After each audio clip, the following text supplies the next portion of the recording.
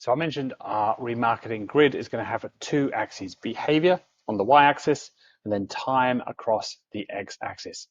And the point in the bottom left corner is going to be somebody that's just been on our website. And then as we go across the x-axis further and further to the right, that's going to be longer and longer time elapsed since somebody was on our site.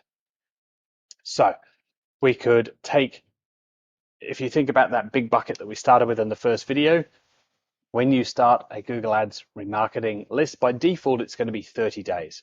So now just picture having this 30-day list and then chopping it up into these three pieces. We want people that were on our site within a week, then a group of people that were there between 1 and 2 weeks ago, and then the rest of those people. Now, I could have done this in weeks and say 2 to 4 weeks, but again, 30 days is the default. And so we typically start there. And so when I'm chopping 30 in half, I just used 15 rather than 14 for 2 weeks. Doesn't really matter. It doesn't need to be perfect. Approximate is fine.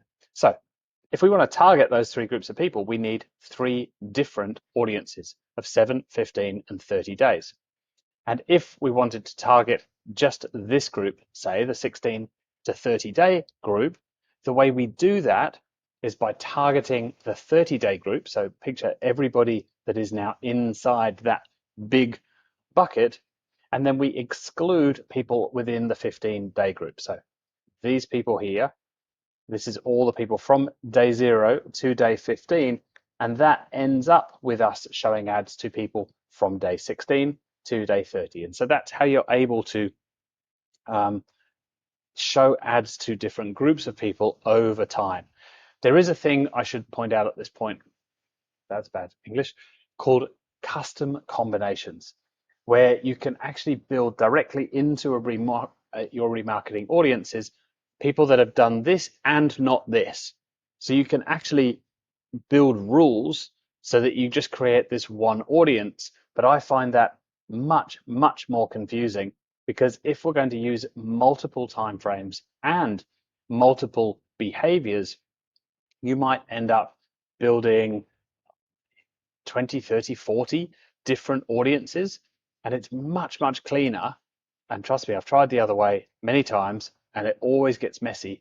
It's much cleaner just to have your key audiences with different timeframes, and then when you're building the ad group itself, you say, okay, I want to target this group and exclude this group. And that gives me this little box on my grid, much easier to picture, much easier to set up, and much easier to diagnose when things might go wrong later on. So also, I will hammer this point home, but start simple. Don't get too cute with it too early on.